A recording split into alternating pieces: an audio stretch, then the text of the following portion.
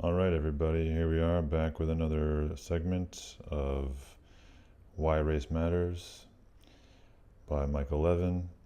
This is chapter 3. We skipped chapter 2 completely, and we're going to skip a lot of chapter 3, but there are some parts that are worth covering. Probably about 25%. Well, I'm not saying that you shouldn't read all of it or know all of it, it's just not all of it lends itself to being read. It would become very dry. I'm trying to keep this somewhat entertaining and informative. If you want to read I'm not trying to hide anything. If you want to read the whole thing, I got the link in the bio. So I'm not skipping for obfuscation purposes, just so you don't fall asleep. Because not everyone is cut out for the dryness of statistics. Race differences in intelligence and temperament. The burden of proof. A natural starting point for discussing variations in intelligence and temperament is the psychometric literature. This literature does indeed reveal large group differences, and I will soon turn to it, but to begin there creates a false impression that the scientific results are surprising, contrary to appearances, or that they involve a special technical sense of the word intelligence. In reality, the races appear to differ apart from any tests. Black children do not perform in school as if they are as able and motivated as white or Asian children. Black adults do not succeed in science, art, commerce, or the professions as if they were as able and motivated as white or Asian adults. On the whole, blacks encountered in everyday life, in the press, and on television news broadcasts do not behave like whites or Asians. Moreover, evidence of the equal intelligence of the races would presumably exist were the races in fact equal, and be prominently cited by the many social scientists who passionately believe they are. Yet, this does not happen. Authors like Gould and Kamin tirelessly criticize studies that show black intelligence to be lower than white, but cite no black performances that indicate high mean intelligence. This is one of those cases in which absence of evidence for a hypothesis constitutes evidence against it. Absence of evidence is evidence of absence. Everyday observation, together with the failure of egalitarians to produce evidence that the races are equal, disconfirms racial parity. If we knew in advance that the races are equally intelligent, we could confidently attribute the appearance of lower black intelligence to distorting factors such as bias. But lacking any prior assurance of racial parity, appearances are all we have to go on. It is possible that various forms of bias, rather than lower intelligence, explain black academic failure. Without independent confirmation that they do, however, this possibility plus failure does not support intellectual parity. A race difference in performance may fail to show an underlying difference in ability, but it cannot show underlying similarity. To put matters bluntly, the question is not why anyone would believe the races are unequal in intelligence, but why anyone would believe them equal. When someone asserts that black intellectual performance would be equal of that of whites were society free of bias, the proper response is, "What makes you think so?"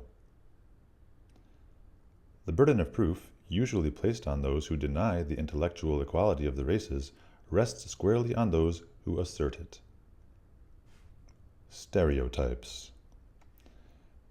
Everyday impressions might be dismissed as stereotypes, but they are in fact a modest source of evidence.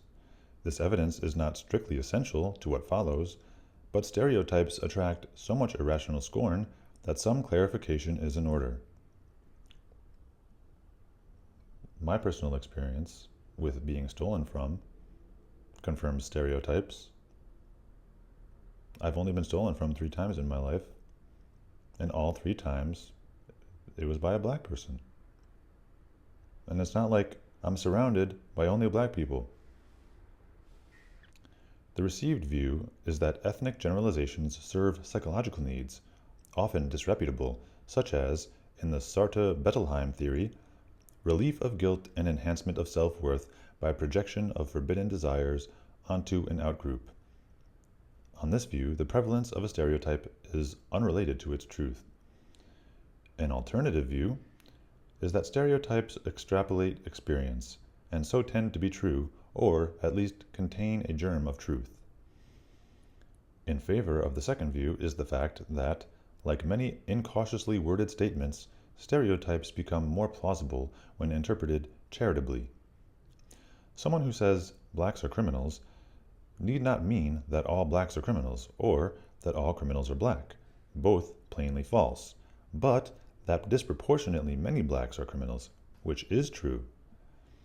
Stereotypers are either grossly stupid or misunderstood, and gross stupidity is less common than misunderstanding. Furthermore, the received view makes a mystery of flattering stereotypes, such as German efficiency, and neutral ones, such as the tendency of Italians to gesticulate when talking, neither suited to bolstering feelings of superiority. The mystery vanishes if Germans and Italians are ascribed these traits because they are observed to have them. Nor does the received view explain how particular groups are assigned particular traits. If the array of outgroups is a tabula rasa, a blank slate, with trait ascription independent of observation, which groups get which traits must be arbitrary. The conventional theory addresses this problem by calling stereotypes self-fulfilling. Ridiculous. Made true by being accepted. Thus, blacks are said to be good at basketball because everyone, including blacks, thinks that they are. An expectation that leads black kids to practice a lot, and for that reason excel, and reinforce the original belief. However, while positive feedback can perhaps help sustain a stereotype once it is accepted, the question remains of why it was accepted in the first place. Why were blacks ever thought to be good at basketball? This problem also vanishes if the ascription of stereotypes is initially controlled by perception of black ability at that sport. Cross-culturally robust stereotypes are unlikely to manifest identical psychological needs. Generally speaking, the best explanation of a belief held by numerous non-colluding observers is that the belief is correct. Should 10 motorists report seeing a cow in a meadow, it would be a remarkable coincidence if all 10 needed to see a cow. The hypothesis that they all had similar bovine visual experiences, which experiences were caused by something bovine, assumes the fewest coincidences. Likewise, the simplest explanation of robust stereotypes is that they report reliable observations. Stereotypes about blacks in particular have shown great constancy.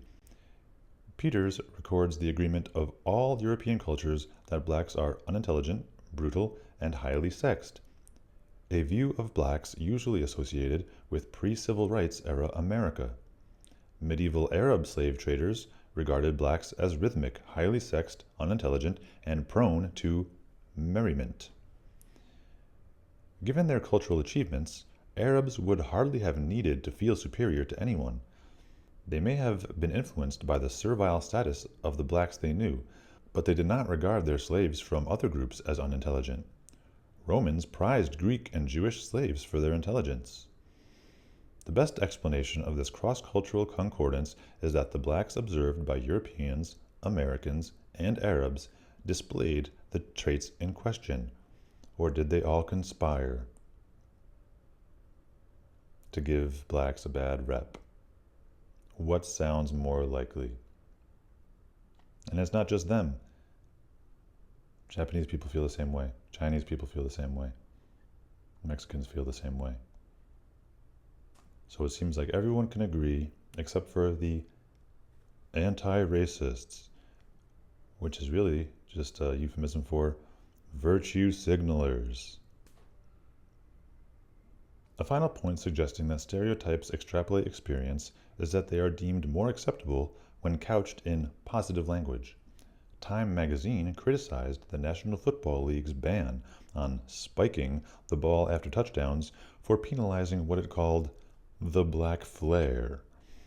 It is hard to imagine Time citing black showboating or extroversion, although these words differ from flair only in evaluative force. If racial generalizations were suspect because they were thought to be false, generalizations couched in favorable language would also be suspect, which they seldom are. Stereotypes are strongly condemned in contemporary American society. Poll data are ambiguous, suggesting that whites, at least, are increasingly unwilling to assent publicly to any group generalization, but also that whites are very likely to be thought more intelligent and less rhythmic than blacks. Stereotypes persist, so something must sustain them. An obvious candidate is observation. You know what I find hilarious and also a little disturbing is when people get mad at you for using stereotypes that are neutral, like black people eat chicken or watermelon. So, what? So, like, first of all, that's true. Second of all, so what? How is that? Is that an insult? That's racist. Like, really? That upsets you. Chinese people eat rice.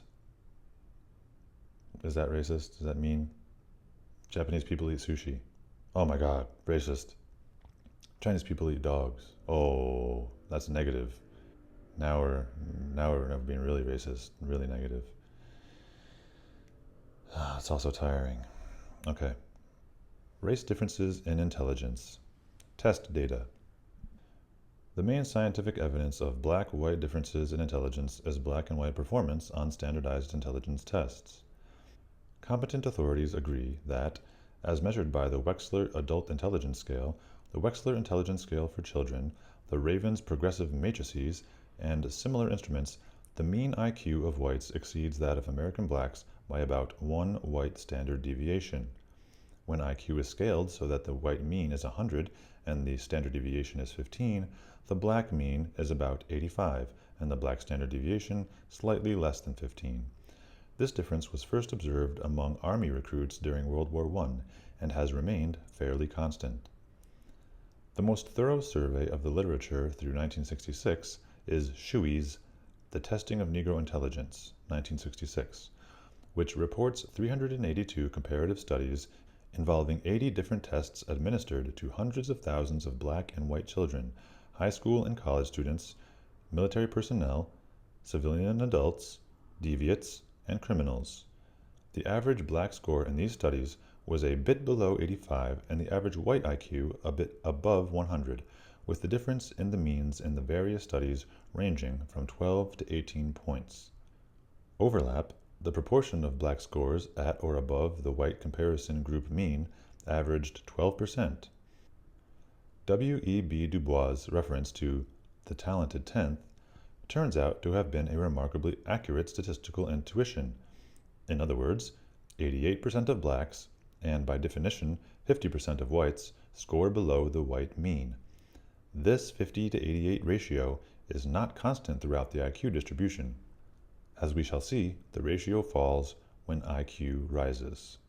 The editors of Profile of American Youth remark that, quote, as in the civilian testing experience, there is unanimity of results in military testing. At each age level and under a variety of social and geographical conditions, blacks, on the average, regularly score below whites. Scarr, who favors an environmental explanation of race differences in IQ, finds that mean differences in IQ scores between racial, ethnic, and social class groups are too well known to be restated at any length. Briefly, there is often found an average difference of 10 to 20 points on IQ tests between black and white samples. In general, Caucasian, American Indian, Eskimo, and Oriental children are shown to have higher IQ scores and more rapid cognitive development than children of African or Australian Aboriginal origin, particularly after the first 2 years of life. Social and legal prohibitions have made the controlled testing of blacks increasingly difficult. At this writing, for instance, it is illegal in California, surprise, surprise, to assess the IQ of black children for placement in special education classes. Wonder why that is. Criticisms of IQ. Informed egalitarians accept the race difference in IQ tests, but dispute its significance, usually for one of the following 5 reasons.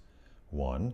There is no such thing as intelligence, a claim based in turn on the multiplicity of human abilities, the supposed multiplicity of kinds of intelligence, or the supposed multiplicity of meanings given the word intelligence by different people and cultures. Number 2, there may be such a thing as intelligence, but so-called intelligence tests do not measure it. Number 3, intelligence tests may measure the intelligence of whites, but not that of blacks. Number 4, intelligence tests may measure intelligence for all races, but individual differences in intelligence are due entirely to environment. And number 5, individual differences in intelligence may be due in part to genetic factors, but race differences are due entirely to environment. The tendency of egalitarians to jump from one of these positions to another makes it hard to keep discussion on track, since each of them is incompatible with the rest. If there is no such thing as intelligence, as number 1 asserts, then there is nothing for IQ tests to measure, or fail to measure, and no intelligence differences to explain environmentally or genetically. To put the point another way around, there must be such a characteristic as intelligence for individuals to differ with respect to it, whatever the reason. Attributing a race difference to environmental factors is consistent with blaming it on whites, but not with denying it. That puts you in kind of a pickle, all you so-called anti-racists out there who are actually very racist. To continue, if, as number 2 asserts, IQ tests do not measure intelligence, they do not measure the intelligence of whites or blacks, nor do their results about individual or groups need explaining. If intelligence tests are biased, per number 3, there is again no race difference in intelligence to explain, either environmentally or genetically. If, per number 4, all variations in intelligence is due to environmental variation, genes play no role, and the first clause of number 5 is false, which, to remind you, was individual differences in intelligence may be due in part to genetic factors. So, there's a lot of contradicting ideas put forth by people who don't want to accept the truth. That's basically the gist of this paragraph. These points of logic may be summed up in 2 simple precepts. First, you cannot say that there is no such thing as intelligence and that everyone's intelligence is equal. If there is no such thing as intelligence, individuals cannot be compared with respect to it. Second, you cannot say that racism stunts the mental development of black children and that black children are as intelligent as white.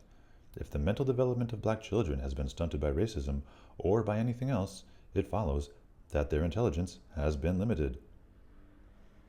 Lower black intelligence might then be the fault of whites, but, once again, individuals and groups may possess traits for which they are not to blame. The idea that environmentally caused does not imply unreal is just an aspect of the phenotype-genotype distinction. Levels of intelligence are phenotypes, and whether individuals or groups share a phenotype is an issue quite separate from why they do or do not. Phenotypic differences can be far more obvious than their causes. Should the black and white intelligence poly gene turn out to be identical, and there is a mean difference in intelligence due entirely to environmental factors, all that would follow is that blacks would be, on average, as intelligent as whites if both were raised identically, and would have been, on average, as intelligent as whites had it not been for some environmental factors, perhaps including racism. It would not follow that blacks are as intelligent. So you could say that they would be as smart if we didn't oppress them, but by saying that, you're admitting that they aren't as smart.